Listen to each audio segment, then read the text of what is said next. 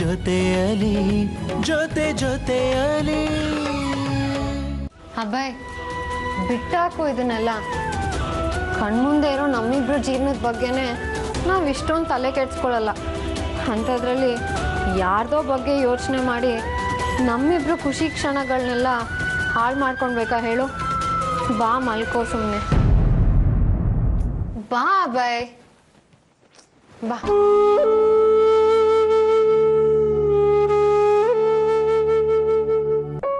ಮಲ್ಕೋ ಬಂಗಾರ. ಅದೇ ಅವತ್ತು ತರಕಾರಿ ತಾಯಮ್ಮನ ಬಗ್ಗೆ ಕತೆ ಹೇಳ್ತಿದ್ನಲ್ಲ, ಅರ್ಧದಲ್ಲೇ ನಿಲ್ಸ್ಬಿಟ್ನಲ್ಲ. ಇವತ್ತು ಪೂರ್ತಿ ಹೇಳಲ್ಲ. ತರಕಾರಿ ತಾಯಮ್ಮ ದಿನ ಅವಳ ಗಂಡನ್ನ ಇದೇ ರೀತಿ ಮಡ್ಲಲ್ಲಿ ಮಲ್ಸ್ಕೊಂಡು ಮುದ್ದು ಮಾಡ್ತಿದ್ಲಂತೆ.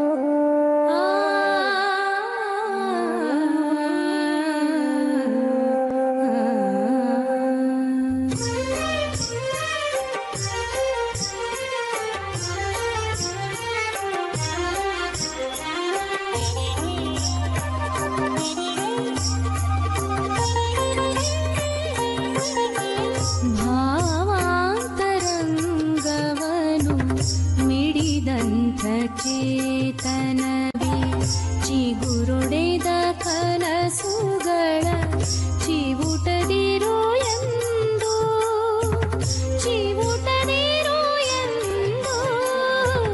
ಭಾವಾಂತರಂಗವನು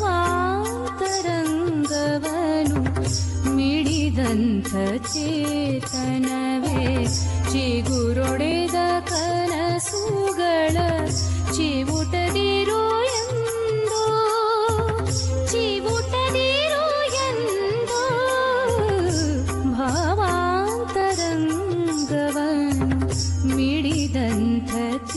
ನನ್ನನ್ನು ಹುಡ್ಕೋಕೆ ಇಷ್ಟೆಲ್ಲ ಕಷ್ಟಪಡ್ತಿದ್ರು, ಅದು ನಾನೇ ಅಂತ ಹೇಳ್ಕೊಳ್ಳೋ ಯೋಗ್ಯತೆ ನನಗಿಲ್ಲ ಅಭಯ್. ಸಾರಿ ಕಣೋ, ನಿಮ್ಗೆ ತುಂಬ ಕಷ್ಟ ಕೊಡ್ತಿದ್ದೀನಿ. ಹಾಪಿ ಕಣೋ ನಾನು. ಎಲ್ಲೋ ಹುಟ್ಟಿ ಹರಿವು ಇಂದು ಭೋರ್ಗರೆಯುತ್ತಲೇ ಬದುಕು ಬಯಸಿದ ಮಾಯೆ ಎಡೆಗೆ ಸಿಲುಕಿ. ಎಲ್ಲೋ ಹುಟ್ಟಿ ಹರಿವು ಇಂದು ಭೋರ್ಗರೆಯುತ್ತಲೇ ಬದುಕು ಬಯಸಿದ ರಂಗ, ಯಾವಾಗ ನನ್ನ ಅಭಯನ ಈ ಕಷ್ಟದಿಂದ ಪಾರು ಮಾಡ್ತೀಯೋ?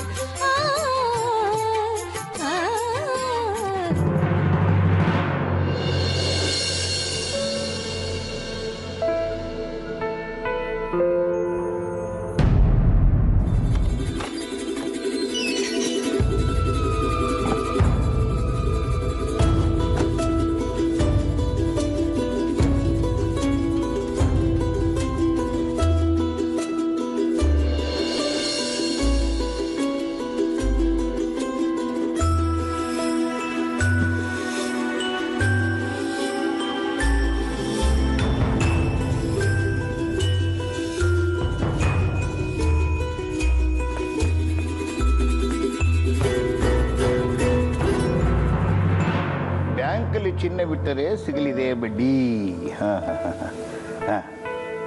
ಈರುಳ್ಳಿಗೆ ಚಿನ್ನದ ಬೆಲೆ. ಹೋಟೆಲ್ ಉದ್ಯಮದವರಿಂದ ಈರುಳ್ಳಿ ಇಲ್ಲದೆ ಅಡುಗೆ ಮಾಡುವ ಕಲೆಯ ಸ್ಪರ್ಧೆ. ಗೆದ್ದವರಿಗೆ 50 kg ಈರುಳ್ಳಿ ಬಹುಮಾನ. ಅಲ್ಲ, ನಮ್ಮ ಪಾರ್ವತಿ ಏನೋ ಇದ್ರಲ್ಲಿ ಸ್ಪರ್ಧೆಯಲ್ಲಿ ಭಾಗವಹಿಸಿ ಗೆದ್ದುಬಿಟ್ಟಿದ್ರೆ 50 kg.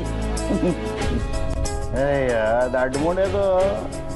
ಅಲ್ಲ, ಈರುಳ್ಳಿ ಇಲ್ಲದೆ ಹೇಗೆ ಅಡುಗೆ ಮಾಡೋಕ್ಕಾಗುತ್ತೆ? ಅದಿದ್ದರನ್ನೇ ಟೇಸ್ಟು. ಯಾರನ್ನೋ ವೇಸ್ಟ್ ಅಂತಿದ್ದೀರಾ? ಅಯ್ಯೋ ಬನ್ನಿ ಬನ್ನಿ ಬನ್ನಿ ಅಲ್ಲಿ ಅಂದ್ರೆ ಕೂತ್ಕೊಳ್ಳಿ. ಅಯ್ಯೋ ವೇಸ್ಟ್ ಅಲ್ಲಪ್ಪ, ನಾನು ಟೇಸ್ಟ್ ಬಗ್ಗೆ ಮಾತಾಡ್ತಿದ್ದೆ ಅಷ್ಟೇ. ಏನ್ ಸಮಾಚಾರ? ಸರಿ, ಮನೇಲಿ ಯಾರು ಕಾಣ್ತಾನೆ ಇಲ್ಲ. ಅತ್ತೆ ಇಲ್ಲಿ? ಒಳ್ಳೆ ಟೈಮ್ ಬಂದಿದ್ದೀರಪ್ಪ ನೀವು. ಈಗ ಈ ಮನೆಗೆ ನಾನೇ ರಾಜ, ನೀವೇ ಮಂತ್ರಿ ಇಟ್ಕೊಳ್ಳಿ. ಅಯ್ಯೋ ಬೇಡ ಮಾವ, ನಮ್ಮನೆಗೂ ನಾನು ಮಂತ್ರಿನೇ.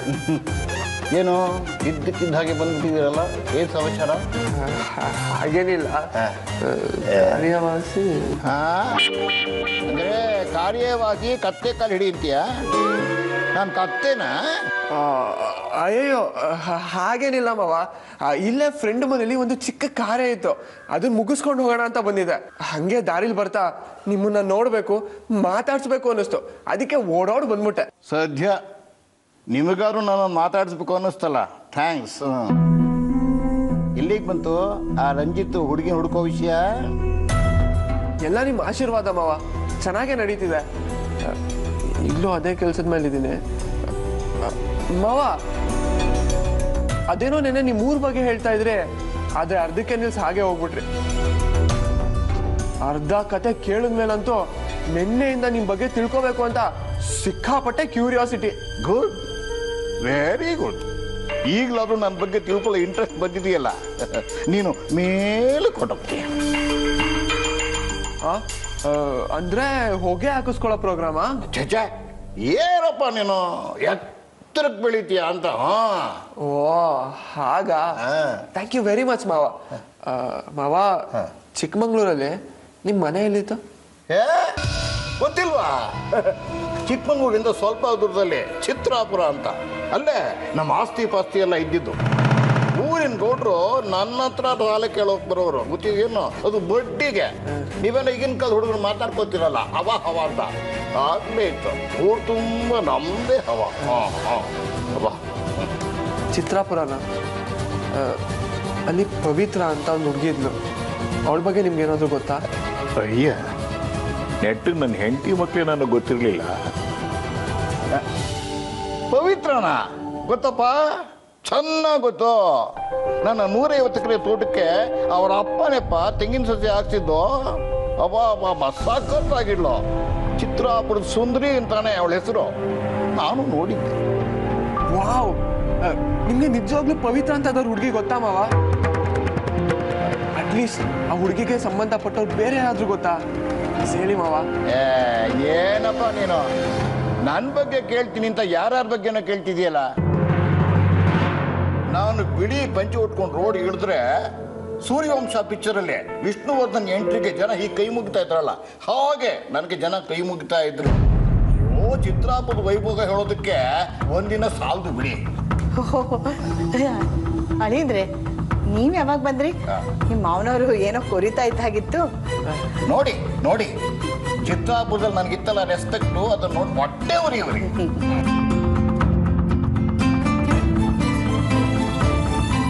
ಅಮ್ಮ, ನಿಮ್ಮೂರು ಚಿತ್ರಾಪುರ ಅಂತ ಗೊತ್ತಾಯ್ತು. ಮಾವ ಎಲ್ಲ ಡೀಟೇಲ್ ಆಗಿ ಹೇಳಿದ್ರು. ಏನ್ ಅಳಿ ಅಂದ್ರೆ ನೀವು ಅವ್ರ ಮಾತನ್ನು ತಗೊಂಡು ನಮ್ಮೂರು ಚಿತ್ರಾಪುರ, ನಾನು ವಿಷ್ಣುವರ್ಧನ, ಹಾಗೆ ಹೀಗೆ ಅಂತ ಬಿಲ್ಡಪ್ ಕೊಟ್ರ? ಅವ್ರ ಮಾತನ್ನೆಲ್ಲ ನಂಬ್ಕೋಬೇಡಿ. ನಮ್ಮೂರು ಚಿತ್ರಾಪುರ ಅಲ್ಲ, ಅಲ್ಲಿಂದ ಸುಮಾರು ದೂರ ಹೋಗ್ಬೇಕು. ಒಂದು ಪುಟಾಣಿ ಹಳ್ಳಿ, ಪಲ್ಗುಣಿ ಅಂತ.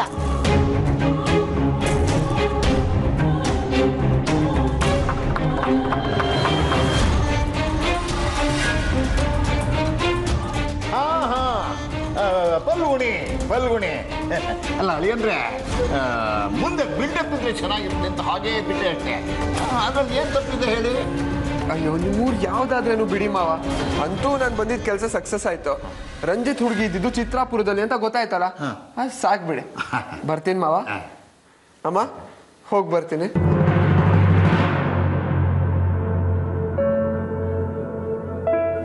ಮುಚ್ಕೊಂಡು ತಪ್ಪ ಕೂತ್ಕೊಳಕ್ಕಾಗಲ್ವಾ? ಚಿತ್ರಾಪುರ ಅಂತೆ ಚಿತ್ರಾಪುರ, ಇನ್ನೊಂದ್ಸಲಿ ಆ ಊರಿನ ಹೆಸರು ಇದ್ದಿದ್ರೆ ಅಷ್ಟೇ ತಲೆನೋವು.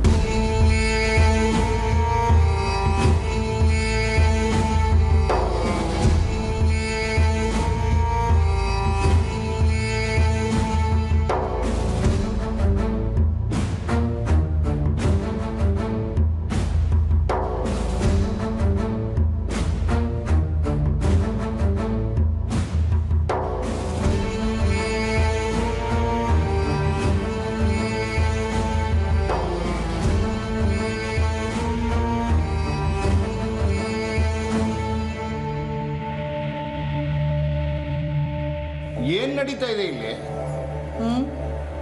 ಕಾಣಿಸ್ತಾ ಇಲ್ವಾ? ಕೊತ್ತಂಬರಿ ಸೊಪ್ಪು ಬಿಡಿಸ್ತಾ ಇದ್ದೀನಿ. ನಾನು ಕೇಳ್ತಾ ಇರೋದೇನು, ನೀನು ಮಾತಾಡ್ತಿರೋದೇನು?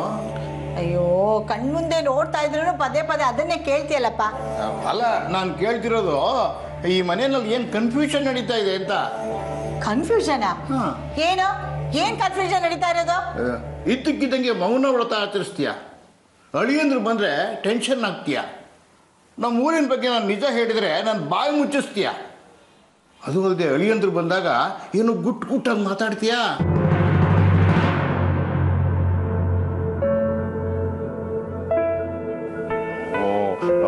ಅಷ್ಟಕ್ಕೆಲ್ಲ ಯಾಕೆ ಹಾಗೆ ಲುಕ್ ಕೊಡ್ತೀಯಾ? ನಂಗೊಂಥರ ಭಯ ಆಗುತ್ತಪ್ಪ. ಆದ್ರೂ ನಿಜ ಹೇಳು, ಅವತ್ತು ಅಳಿಯಂದ್ರು ನಿನ್ನ ಹತ್ರ ಯಾವುದೋ ಹುಡುಗಿ ಬಗ್ಗೆ ಕೇಳ್ತಾ ಇದ್ರಲ್ಲ, ಯಾರದು? ಹೌದು, ಕೇಳ್ತಾ ಇದ್ರು. ಏನ್ ಇವಾಗ? ಅಲ್ವೇ, ನನ್ನ ಮಗಳು ಶಾಲಿನಿ ಇರ್ಬೇಕಾದ್ರೆ ನಮ್ಮ ಅಳಿಯಂದ್ರು ಯಾವುದೋ ಬೇರೆ ಹುಡುಗಿ ಹೆಸರು ಓಡಾಡ್ತಿದ್ದಾರೆ, ಅದ್ಯಾವುದೋ ಕವಿತ್ರನೋ ಪವಿತ್ರನೋ ಗೊತ್ತಾ ಅಂತ ಕೇಳಿದ್ರು. ಇಲ್ಲಿ ಏನು ನಡೀತಾ ಇದೆ ಅಂತ ಗೊತ್ತಾಗ್ತಿಲ್ಲಪ್ಪ. ಅಯ್ಯೋ, ಅವ್ರದ್ದೊಂದು ಕತೆ. ಅದೇ CM ರಂಜಿತ್ ಕುಮಾರ್ ಇದ್ದಾರಲ್ಲ, ಅವ್ರ ಬಗ್ಗೆ ಏನೋ ಸುದ್ದಿ ಮಾಡ್ತಾ ಇದ್ದಾರಲ್ಲ, ಅದ್ರ ಬಗ್ಗೆ ಕೇಳ್ಕೊಂಡು ನನ್ನ ತಲೆ ತಿಂತಾ ಇದ್ದಾರೆ. ಗುಟ್ಟು ಇಲ್ಲ, ಮಣ್ಣು ಇಲ್ಲ. ರಂಜಿತ್ ಬಗ್ಗೆ ಹೇಳ್ಬೇಕಾದ್ರೆ ಅವನ ಹತ್ರ ಹೋಗಿ ಕೇಳ್ಬೇಕಪ್ಪ, ನಿನ್ ತಲೆ ಯಾಕೆ ತಿನ್ಬೇಕು? ರೀ, ಮಾಡಕ್ ಬೇರೆ ಏನು ಕೆಲಸ ಇಲ್ವಾ? ಹೇಳ್ದೆ ತಾನೆ ಏನು ಇಲ್ಲ ಅಂತ. ಈಗೇ ನಾನು ಅಡಿಗೆ ಮಾಡ್ಬೇಕಾ ಬೇಡವಾ? ಸಮಾಧಾನ ಕಣೆ, ಹೋಗ್ತೀನಿ.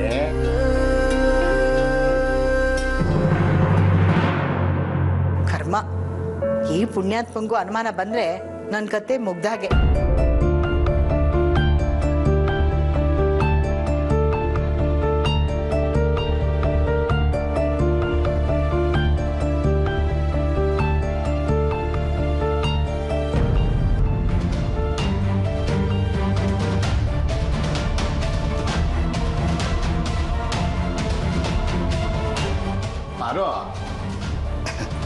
ಪಾರ್ವತಿ, ಏನೋ ನಂಗೊಂದು ಡೌಟ್ ಆಗ್ತಿದೆ ಕಣೆ. ಏನ್ ಹೇಳಿ? ಅದು ನಮ್ಮ ಮಕ್ಕಳಿಗೆ ಹುಟ್ಟಿದಾಗ ಯಾವ ಹೆಸರಿತ್ತೋ ಅದನ್ನೇ ನಾವು ಈಗಲೂ ಕರೀತಾ ಇದ್ದೀವ. ಅಲ್ಲ, ನಮ್ಮ ದೊಡ್ಡ ಮಗಳು ಹುಟ್ಟಿದಾಗ ಅವಳಿಗೆ ಪಾವನಿ ಅಂತಲ್ಲ ಹೆಸರಿಟ್ಟಿದ್ದು. 20 ವರ್ಷದ ಮೇಲೆ ಅವಳು ಯಾಕೆ ಶಾಲಿನಿ ಆದ್ದು ಅಂತ ನನಗೆ ಡೌಟ್ ಆಗ್ತಿದೆ ಕಣೆ.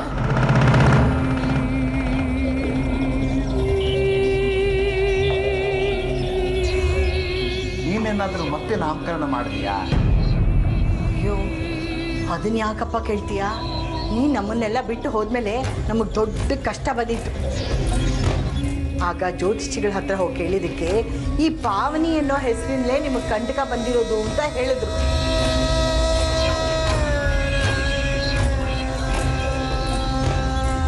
ಆಗಿಂದ ಪಾವನಿ ಅನ್ನೋ ಹೆಸರನ್ನ ಬದಲಾಯಿಸಿ ಶಾಲಿನಿ ಅಂತ ಹೆಸರಿಟ್ಟಿದ್ದು. ಆಗ್ಲೇ ಇನ್ನೊಂದು ವಿಷಯ ಗೊತ್ತಾಗಿದ್ದು. ಏನು ವಿಷಯ? ಈ ಹೆಸರಿಂದ ನಮ್ಗಷ್ಟೇ ಅಲ್ಲ ತೊಂದರೆ, ಈ ಮನೆ ಹಿರಿತಲೆ ಜೀವಕ್ಕೂ ತೊಂದರೆ ಇದೆ ಅಂತ ಗೊತ್ತಾಯ್ತು. ಹಿರಿತಲೆ ನಾನೇ? ಅಯ್ಯೋ, ನೀನು ಬಹಳ ಒಳ್ಳೆ ಕೆಲಸ ಮಾಡಿದೆ ಪಾರು. ನೀನು ಹೇಳ್ತಾ ಇರೋದು ನಿಜವಾಗ್ಲೂ ನಿಜ ತಾನೇ? ಅಯ್ಯೋ, ನಾನು ಯಾಕೆ ಸುಳ್ಳು ಹೇಳಿ? ಸುಳ್ಳು ಹೇಳಿಬಿಟ್ಟು ನನ್ನ ಮಾಂಗಲ್ಯದ ಜೊತೆ ತಮಾಷೆ ಮಾಡ್ಲಾ?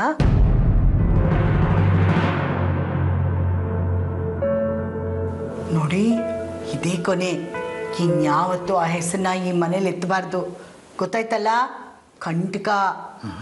ಒಂದು ನಿಮಿಷ ಇರಿ.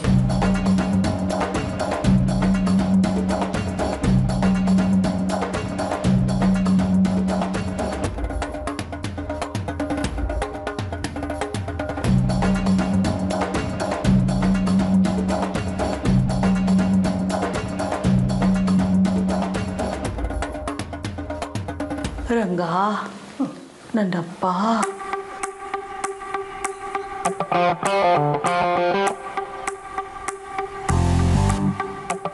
ಕಾಪಾಡು ನನ್ನ ತಂದೆ.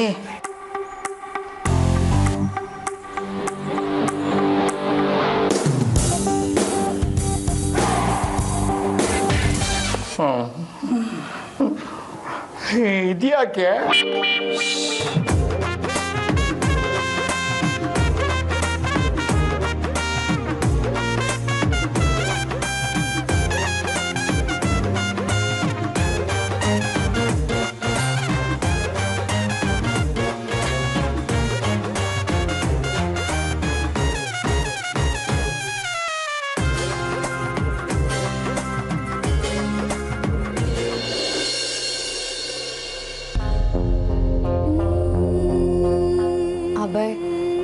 ತಪ್ಪು ಮಾಡ್ತಿದ್ದೀನಿ ಕಣೋ. ನೀನು ತುಂಬ ದೊಡ್ಡ ಮೋಸ ಮಾಡ್ತಿದ್ದೀನಿ. ನನ್ನ ಕೈಲಿ ಆಗ್ತಿಲ್ಲ, ನನ್ನ ಕೈಲಿ ತಡ್ಕೊಳಕ್ಕೆ ಆಗ್ತಿಲ್ಲ ಕಣೋ. ನನ್ನನ್ನೇ ಜೀವ ಅಂದ್ಕೊಂಡಿರೋ ನಿನ್ನಂಥ ದೇವ್ರಿಗೆ ಮಾರಿಸಿ ಬದುಕ್ತಿದ್ದೀನಿ.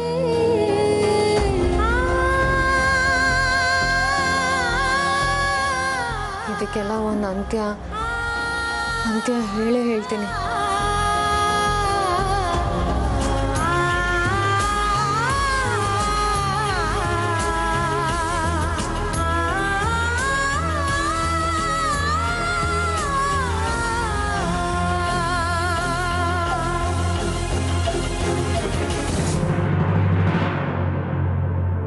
ನನ್ನ ಪ್ರೀತಿಯ ಅಭಯ್, ನಿನ್ನ ಹೆಸರು ಹೇಳೋ ಯೋಗ್ಯತೆಯೂ ನಾನು ಕಳ್ಕೊಂಡಿದ್ದೀನಿ ಕಣೋ. ಸಾಕು, ಇನ್ನೂ ನಿನಗೆ ನನ್ನ ಸಹವಾಸ ಬೇಡ. ನಾನು ಮಾಡಿರೋ ಎಲ್ಲ ಅಸಹ್ಯನೂ ನಿನ್ನಿಂದ ಮುಚ್ಚಿಟ್ಕೊಂಡು ಬಂದಿದ್ದೀನಿ. ಇನ್ನೂ ನನ್ನ ಕೈಲಿ ಆಗ್ತಿಲ್ಲ. ದಯವಿಟ್ಟು ನನ್ನ ಕ್ಷಮಿಸ್ಬಿಡು. ನೀನು ಆ ಹುಡುಕ್ತಿರೋ ಹುಡುಗಿ, ರಂಜಿತ್ ಹುಡುಗಿ ನಾನೇ.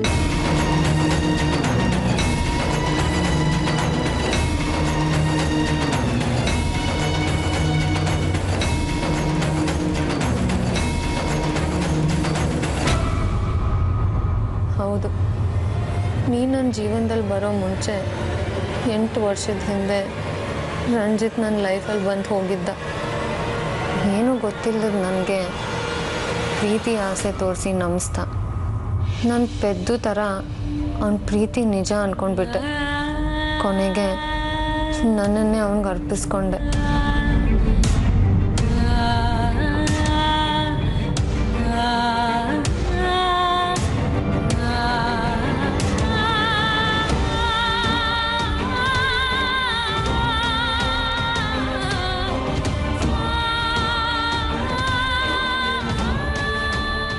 ನಾನು ಅವನಿಂದ ಮೋಸ ಹೋದೆ ಅಂತ ತಿಳಿಯೋ ಮುಂಚೆ ಮಾಡಿದ ಪಾಪಕ್ಕೆ ಗರ್ಭಿಣಿ ಆದೆ. ರಂಜಿತ್ ಹತ್ರ ಹೇಳಿದ್ದಕ್ಕೆ ಮಗು ತಗ್ಸು ಅಂದರು. ನಾನು DC ಆಗೋವರೆಗೂ ಮದುವೆ ಆಗೋಕ್ಕಾಗಲ್ಲ, ಅದಕ್ಕೂ ಮೀರಿ ನಿನ್ನ ಇಷ್ಟ ಅಂತ ನಡು ರಸ್ತೆಯಲ್ಲಿ ಕೈ ಬಿಟ್ಟು ಹೋದರು. ಮಗು ತಗ್ಸೋ ಮನಸ್ಸಾಗದೆ ಹಾಗೆ ಬಿಟ್ಟೆ. ಆದರೆ ಆ ಮಗು ನನ್ನ ಕೈ ಸೇರಲಿಲ್ಲ. ಅಲ್ಲಿಂದ ಮಾನ ಮರ್ಯಾದೆ ಕಳ್ಕೊಂಡು ಊರು ಬಿಟ್ಟು ಬಂದೆ. ನಿನ್ನ ಕೈಗೆ ಸಿಕ್ಕಾಕೊಂಡೆ.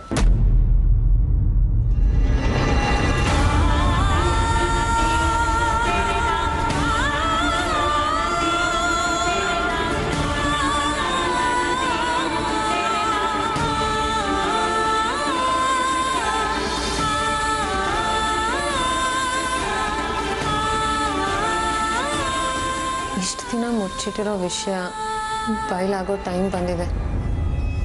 ನೀನು ನನ್ನ ಹುಡ್ಕಕ್ಕೆ ಪಡ್ತಿರೋ ಕಷ್ಟ ನೋಡಿನೂ ಅದು ನಾನೇ ಅಂತ ಧೈರ್ಯವಾಗಿ ಹೇಳೋಕ್ಕಾಗ್ತಿಲ್ಲ. ಆದರೆ ಅದನ್ನು ಇನ್ನೂ ನಿನ್ನಿಂದ ಮುಚ್ಚಿಟ್ಟು ನಾಟಕ ಆಡಿಕೊಂಡು ನಿನ್ನ ಜೊತೆನೇ ನಗಾಡ್ಕೊಂಡಿರೋಕ್ಕಾಗ್ತಿಲ್ಲ. ನೀನು ತೋರಿಸ್ತಿರೋ ಆ ಇನ್ನೋಸೆಂಟ್ ಪ್ರೀತಿಗೆ ನಾನು ಯೋಗ್ಯಳಲ್ಲ ಕಣೋ ಜೂನಿಯರ್. ನಾನು ಬೇಕಂತ ನಿನ್ನ ಮೋಸ ಮಾಡಲಿಲ್ಲ. ಈ ವಿಷಯ ನಮ್ಮ ಮದುವೆ ಮುಂಚೆನೇ ನಿನ್ಗೆ ಹೇಳೋ ಎಲ್ಲ ಪ್ರಯತ್ನ ಮಾಡಿದೆ, ಆದರೆ ಆಗಲಿಲ್ಲ. ಪ್ಲೀಸ್ ನನ್ನ ಕ್ಷಮಿಸು. ಇನ್ನು ಬರೆಯೋಕೆ ಏನೂ ಉಳಿದಿಲ್ಲ. ನಿನ್ನ ಪ್ರೀತಿಯ ಶಾಲಿನಿ ಅಲ್ಲ, ಪಾವನಿ.